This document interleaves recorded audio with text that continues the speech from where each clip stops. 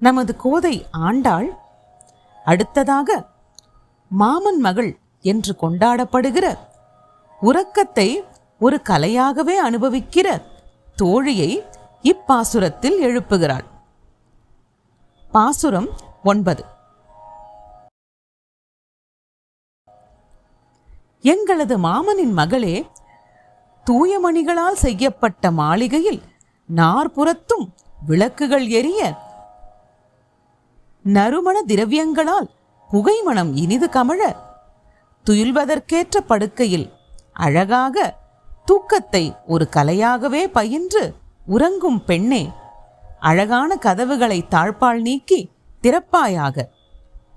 மாமி, நீங்களாவது அவளை எழுப்பக்கூடாதா? உங்கள் மகளுக்கு நாங்கள் கூறுவது காதில் விழவில்லையா? அவளால் பேச முடியவில்லையா? அல்லது எங்கள் குரலை கேட்க முடியவில்லையா?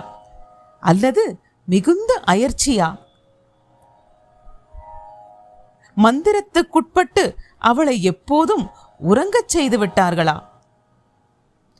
பெருமாயன், மாதவன், வைகுந்தன் என்று எம்பெருமானது திருநாமங்கள் பலவற்றையும் கூறிக்கொண்டு உங்கள் வாசலில் வந்து நிற்கிறோம். எழுந்து வா, நாம் நோன்பை செய்யலாம் என்று தன்னுடைய தோழியை அழைக்கிறாள் ஆண்டாள்.